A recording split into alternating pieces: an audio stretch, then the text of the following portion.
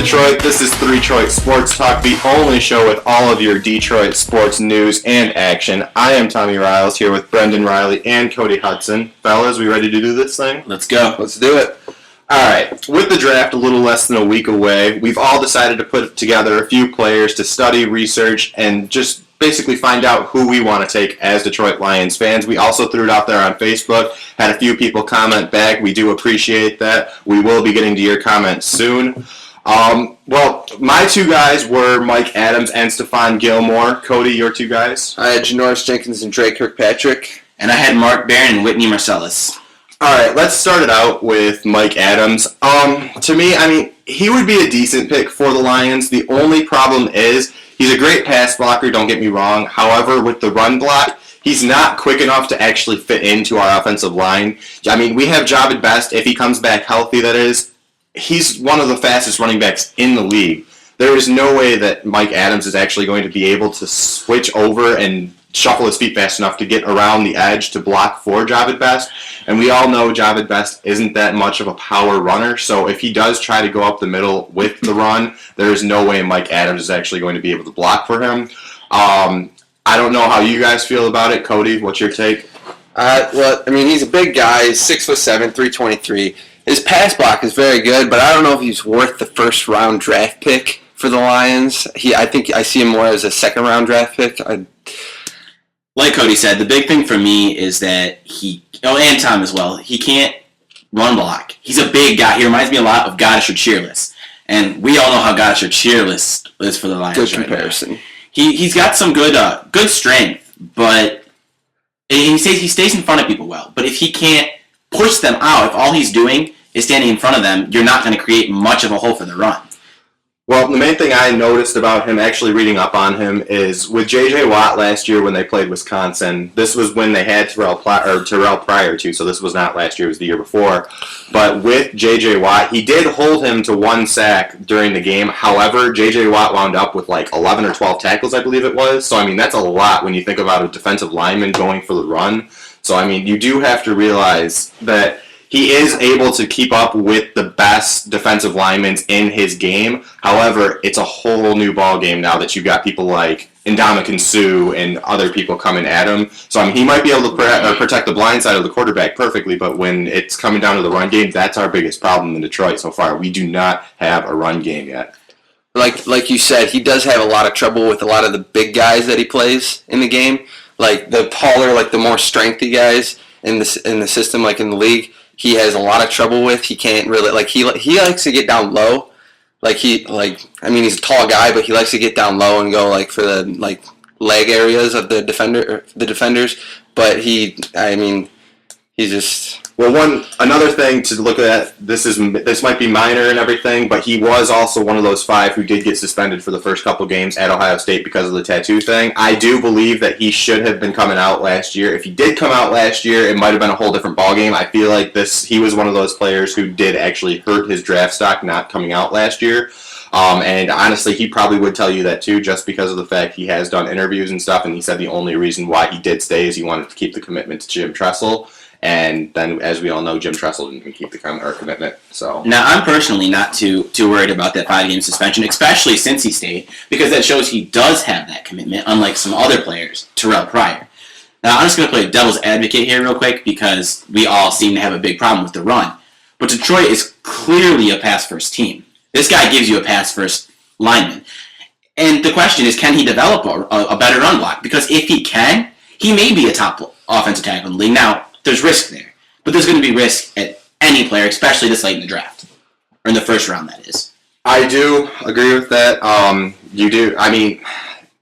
In my eyes, if we want to be a championship team, though, we have to have somebody who can come in, basically, and be a run block and a pass block, and basically just fit into our system perfectly. If we do not get somebody to start run blocking, this team is not going to go anywhere farther than the first round, because we cannot rely on Matthew Stafford passing for 3,000 yards every single year just because of the fact that, he's not going to be able to put up numbers every year like he did last year. I don't care if we sign Megatron to that major deal or not. He's not going to be able to put up those numbers. No, not every year. Definitely not.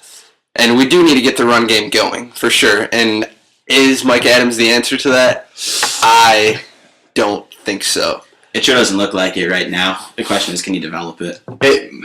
It's completely a toss-up, honestly. This is one of the biggest toss-up picks that, in my eyes, this could be a very high-risk pick, or it could be a very high reward pick. I mean, we don't know, because we do not know if he took 4 years at Ohio State. Ohio State's one of the best colleges in football. I know that's going to come across as bad in Michigan and stuff, but I'm sorry.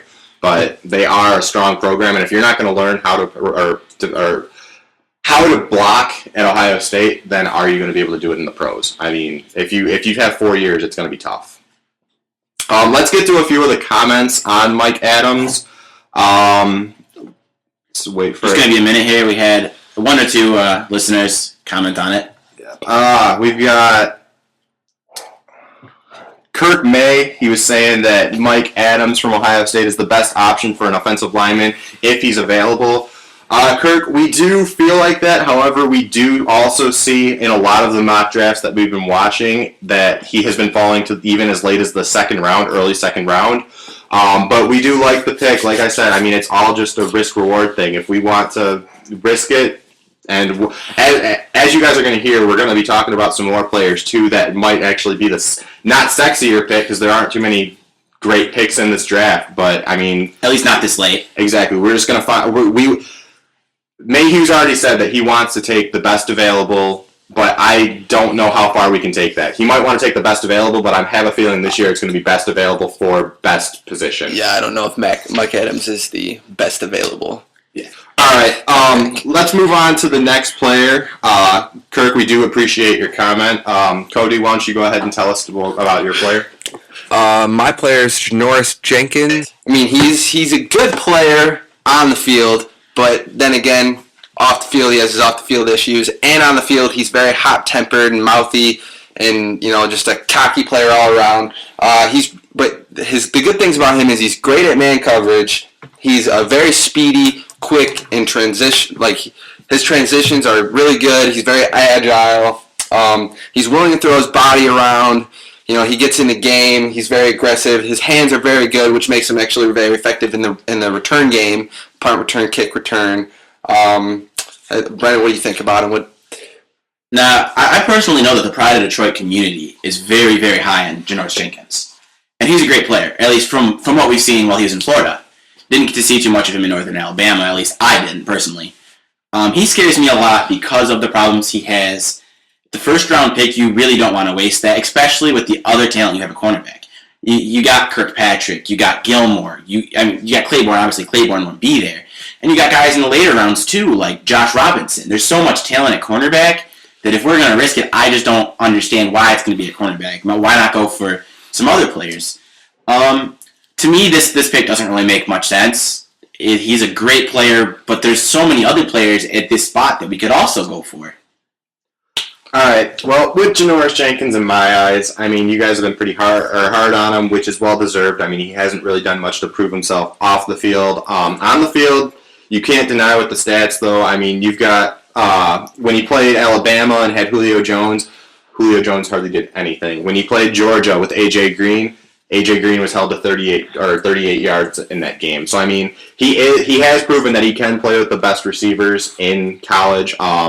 As far as the pros, I mean, you never know, because like I said last time with the last guy, it's a whole different ballgame in the pros. One thing I will say about Janoris Jenkins, I do kind of respect the guy. I mean, he could have technically went the Terrell Pryor way last year and entered for the supplemental draft after he got kicked out of Florida, but he did want to go to North Alabama and try to kind of fix his off-field, his issues, his temper and stuff. So I mean, he did show a little bit that he did want to try. However, I did also read a couple weeks ago that he did not. The only reason why he is not at Florida right now, he feels, is because that Urban Meyer's not there. Is that basically him saying Urban Meyer is letting anybody who wants play on his team and without any retribution, or is it just saying that he feels like if Urban Meyer would have been able to change him? I don't know. I don't know if this guy has changed enough. I don't know about you guys, but I think we should rip the paper. Okay, now we're going to move on to Whitney Mersillus, defensive end for Illinois. He scares me a little bit as well. The thing that I like about him a lot is that he keeps the ability to stop the run game. Where right now our defensive line sells out on the pass. He'll help you with that, but his pass numbers, or even his freshman, sophomore year, he didn't do anything. That's not a big deal. But all of a sudden, his junior year, he came in, put up 57 tackles, 22 tackles for loss, 16 sacks, 9 forced fumbles. Ridiculous. Those are great numbers. But that's in his junior year in Illinois. Is he going to put those numbers up in the pros?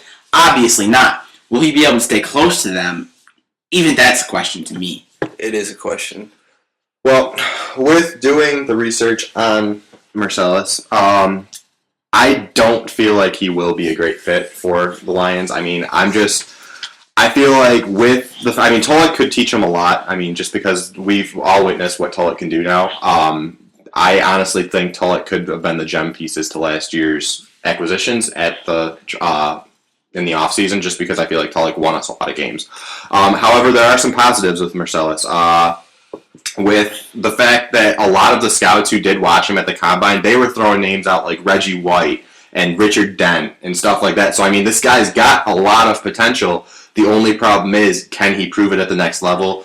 He's very active in the pass rush. That's one in the NFL. That might be one thing that hurts him, because it is a lot faster in the NFL. So, I mean, if he's going in the pass rush, he might need to, I mean, a lot of times he might be pass rushing when we need someone to drop back into coverage or something like that. And is that going to hurt us in the long run? I mean, you never know. But he does have a lot of explosive hits and stuff like that, too, in the secondary. So, I mean, this is another. I mean, it's hit or miss with Whitney Mersillus.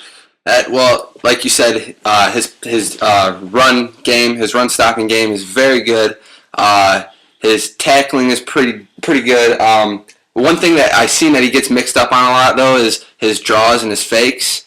When anytime a team runs a halfback draw or they play action fake or something, he'll get mixed up on it. So that's one thing that is not so good about him. But then again, he only played that one season. Well, I mean, he played the first 2 seasons, but he didn't get a lot of playing time. But in this season, he finally got a chance to play. And I mean, he developed very well, but is he going to make that transition into the NFL to be that player like you were saying, Brendan? I don't know. Now, just like Cody's saying, he does definitely struggle in play recognition. There's no doubt he does get mixed up. But he does make up for it, and this is my favorite part about the guy. Very, very high motor player. He's all over the field. When he's behind the play, he gets there, which is something you see in the Lions right now. And it's clearly something you want to have. You want guys who aren't going to give up on the play, and he'll do that for you. Well, I do see that with Mersillus. I do remember one of the plays that he had. It was actually against Penn State. I think it was maybe a year or two ago. Might have been last year, actually. The more I think about it. I think I know what you're talking about. There was a play. He's one of the main things that I love about Whitney Mersillus is he reads the quarterback snap count perfectly. There was a play. I think it was Penn State was 4th and 1 maybe, and they needed to go for a quarterback sneak. You saw Mersillus get up the line, and you knew he was going to blitz, but you didn't know how fast this guy was going to actually get back into the backfield. He literally was at the ball when the ball hit the quarterback's hands, tackled the quarterback for a 3-yard loss on a quarterback draw. So before the quarterback even snapped to go forward, he was already in the backfield dragging him for a 3-yard loss. I mean, this guy's game, as long as he can basically bring it up to the next level, I'm all for this pick, but it's just a matter of can he actually bring this high of a performance. As you guys said, he didn't play that much in college until his senior year. So, I mean, with him not being a 3 or 4 year starter on the defensive on defense, is that going to give him enough time in the offseason to basically work? I mean, if there's anybody who's going to be able to teach him, it's going to be Tulloch. So, I'm all for this pick if we can make it work, but the one thing that I really like about him, though, is he doesn't give up. He's not one of those players to, just lay down just because the guy's, out 15 yards in front of him, he's not going to catch him. He doesn't give up on the play. He pursues and he gets through it, and that's one thing that I really like about him. He led the year in forced fumbles in 2011 with I think was it 9? It was 9. It was 9. Yeah, and that's one thing that I really really like about him, because that's what the Lions need right now. That's what every team in the NFL really needs, is somebody who doesn't give up. But I like him, but. Now, personally, this isn't my favorite pick. Like Tom said, I would be okay with this pick. I would like this pick. Mm-hmm. The big thing about this, the Lions have had him visit, which, you don't know what to take that for. But I believe it was 4 out of the last 5 first-round draft picks the Lions took, all were official visits, as well as 4 out of the first 5 picks last year. The Lions do seem to pick guys that they've had personal visits with. And this guy has come to Detroit to work out with them. So it's a good possibility. We will definitely throw him into the possibility. And as you guys, as we said before, we are going to tell you guys who we all three come down to a conclusion and pick for the Lions pick. We'll be doing that at the end of the show, so stay tuned. Now we're going to move on to the next player. Honestly, I don't know about everybody else, but actually I do know about everybody else because I read your comments. But Stephon Gilmore, he's basically the sexy pick right now in Detroit. Everybody wants this guy, and there's reasons. I mean, this dude is gifted. I mean, I'm sorry, but he is probably the best available that's going to be, at least if he makes it to us, he's going to be the best available for us in Detroit. The dude is quick as can be. He's gonna be there. He's great at his drop back coverage. I mean, he's got like 5 interceptions a year basically. He was a 3-year starter at South Carolina, 6'1", 190. I mean, I don't know about you guys, but I feel like this is going to be the pick. I mean, if he's there, we've got to go with Stephon Gilmore. Gilmore's definitely got some problems with him, but there are things that can be worked on and fixed. Everybody's got problems with him, though. He's got some small footwork problems. He takes some steps that get him behind on the play sometimes. He's very physical, big guy. He's going to be able to compete with your big receivers. The biggest problem with this guy is, will he be there? If he's there, this pick does make a lot of sense. Well, my biggest thing with Stephon Gilmore, he can bait you into making, like, he can actually play a bigger role than just a cornerback. I mean, he can bait your quarterback into throwing the ball, thinking that they're wide open, and he has enough closing speed to where he's actually going to get over the ball and probably run about 20 yards in order to get to the interception, just because that's how quick he is. And there's always a possibility of him running it back. I mean, he was a punt returner and a kick returner as well in college too. So, I mean, there is always a possibility for him to touch the ball no matter how far away from it he is. Plus, this dude is a lights-out tackler. I mean, he will hammer you if you catch it and you don't have your head off. He is going to probably take your head off. And if a quarterback makes a bad throw, like just a poor throw, he will get the ball on that play. Like if it's anywhere within like a 15-yard radius of him, he'll get to it if it's a poor throw. That's one thing that I really like about him. Well, the best thing about Gilmore that I like too, as we all know, what was the biggest problem with our secondary last year? Injuries. This guy started all 40 games for the past 3 years for the Gamecocks. I mean, that's what we need. Because, I mean, if we want to make a deep run in the playoffs or even come close to beating the Packers for the division, because I think we're on the brink here. If we can make a draft happen and we can do any kind of offseason move here, I have a feeling we do have a chance to catch up with the Packers as early as this year, depending on if we get a few breaks. Let's go to a few of your comments on here. As I said, guys, I mean, Detroit's crawling with people who love Stephon Gilmore. Brian Carl, we noticed that you said, has size and strength, jams his receivers at the line, very physical with above average speed, doesn't smoke pot. Obviously, that's a great factor because that's why we're not taking Janoris Jenkins. And as you will hear later on in the show, we'll have a little bit of a problem with Dre Kirkpatrick too. He's very good against our elite competition, and you absolutely love this guy. So Brian, we do appreciate the comment. All right, let's go on down to Patrick Delling now. He says, I'm on the Gilmore bandwagon. I agree with everything he has been said above. Trying to see through the eyes of a GM of a team whose latest rookies have had character issues. I do agree with you, Patrick. I mean, like I said, this is the pick for Detroit right now. I think that Brendan and Cody would agree. As of right now, with the players that we've mentioned so far, Gilmore is definitely a possibility, and most likely, if he falls to us, I would agree with everybody else. The question is he going to fall? Yes, that is the biggest question. I mean, there are mock drafts. I'm going to bring up a few mock drafts here. If you guys want to keep talking about them, I'm going to try to find a few mock drafts here. Actually, never mind, I found them. On CBS, you had 5 guys do mock drafts. He's gone as early as 17, and the latest he's gone is 21. On NFL.com, there were a few that we were looking at earlier. A few actually had him slipping down to the second round. I don't see how this guy's going down to the second round. I mean, he's just... I don't think so. Since the beginning of the college season, he was... I mean, at the beginning of the college season, I thought, honestly, he could take over Dre Kirkpatrick for a little while. But I mean, Kirkpatrick had a great season too. But I feel like you can't lose if you take Stephon Gilmore. He's just a great player. I agree. All right, let's go on to Cody's next player. My next player is Dre Kirkpatrick out of Alabama. Tall, physical. The great things about him are, his size, his strength. He has a very good football instinct, very high IQ in playing the game. He's a very hard hitter, good tackler. He can play, and you put him in any defensive scheme that you want, and he can play the position very well. He drives on the ball very well as does Stephon Gilmore. But a couple things that aren't the greatest about him is he's fast, but he's not the fastest. He's tall, but he'll lose, he loses balance, and once he loses balance, it's kind of tough for him to catch up. His footwork does need improvement. His ball skills are not elite. His press coverage is very good, but his when he plays off the receiver, he kind of can get behind a little bit, which is a big disadvantage in the NFL because of how quick and how big the receivers are. What do you think about him, Brendan? Well, one more thing that we have to remember. I mean, let's be honest, everybody. We've had two problems already in the past couple weeks with Fairley and Shore both getting arrested for pot. And what's Kirkpatrick do? Same thing again. Stop smoking pot after you get out of college. I know they're making marijuana cards legal in Detroit now, fellas, but come on now. You're making millions. Do you really have to do it?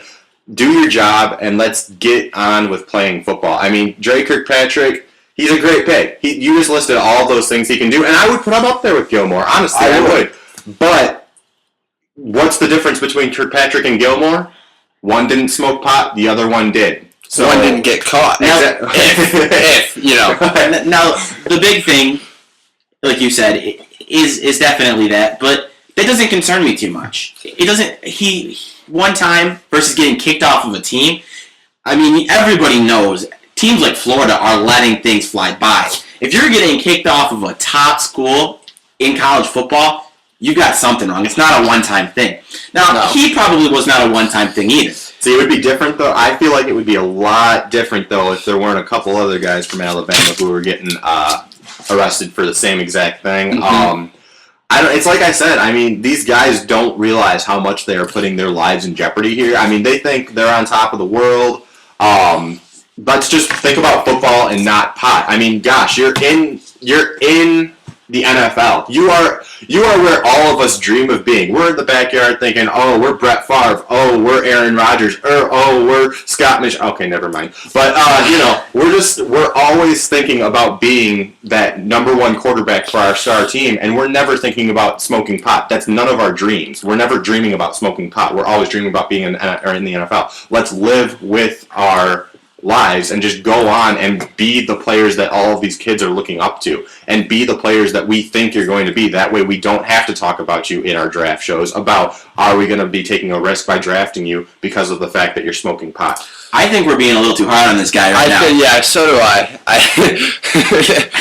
I mean, put aside the fact that he got caught, pretty much the whole team of Alabama got caught. Team, but a lot of players on Alabama got caught. But put aside that fact, and I mean, he's a very well-skilled player. I agree. On the field, he is, like I said, he is the exact same thing as Stephon Gilmore. He's the same player. Yep. And like you said, if it comes down to one or the other, you probably do lean towards Gilmore because of that. Yep. But if Gilmore's not there, Kirkpatrick is not a bad second option. Not at all. And that's where I was getting to with my next point. I mean, if Gilmore is gone, which honestly it looks like there's a strong possibility with how high he has actually gotten into the draft board, I feel like there is definitely a possibility that Gilmore will not be there. Kirkpatrick is going to lay guys out. He's going to cover your guys with the best of any of them. I mean, you can put him on the number one receiver and he'll be there. So I mean, if there's any way possible that we can get either of these guys, I feel like we can't lose with either of these picks. And we all know that we need a cornerback. So, I mean, and honestly, we have to throw this out there too, guys. If we keep this pick, because as we all know, the Lions have been in heavy pursuit with Philadelphia for the last couple of years for Asante Samuel too. So if we keep this pick, then and we do not get Asante Samuel, Gilmore and Kirkpatrick probably are definitely going to be the two available defensive and backs. the two that are going to be the best picks. But like I said, I mean, if we can trade for Asante Samuel and keep our number 1 pick or our first round draft pick, I'm all for it. But right now, it's like me and Brendan were talking about this earlier. There's no way that I'm giving up my first round pick for Asante Samuel because there's no way he's worth that. One thing that I want to mention about Kirkpatrick before we move on to the next player is you talked about a little bit earlier when we were talking about Stephon Gilmore, I think, about the injuries that the Lions have had at the defensive back position. In the past, Kirkpatrick has had a lot of shoulder issues. Yeah. And He actually won the Which national is championship. kind of game with the injury. it's kind of scary because we don't want those injuries on our team. You know, we've had so many over the past 10 years, 5 years, whatever, within our number 1 picks being like Stafford. Who's the other one? I can't think of the other one, but you know what I mean. We've had the injury problems, and is he going to be able to stay healthy in the NFL? I mean, with his size at cornerback position, he could fall awkward, hurt himself. That's basically what happened to him in college. So. All right, let's go back to the Facebook comments that we had. Like I said, guys, like us on Facebook and do whatever you can to help us out here. I mean, we will put you on the air if we do like your comments. Brian Crawl, we're going to go back to you. The only reason why you have Kirkpatrick this low is because of his he's actually being projected to become a safety in the NFL. I don't know if I like that much, just because of the fact that he's been a cornerback for so long. I don't know how well he's going to actually switch over to being a safety that fast.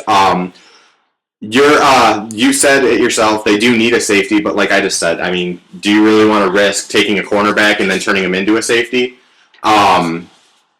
There's a lot, or you also said there's a lot of his success has been pegged on the defensive system that was ran in at Bama, something to do with the safeties cheating way up to help with both run support, but also corners who got burned in crossing routes.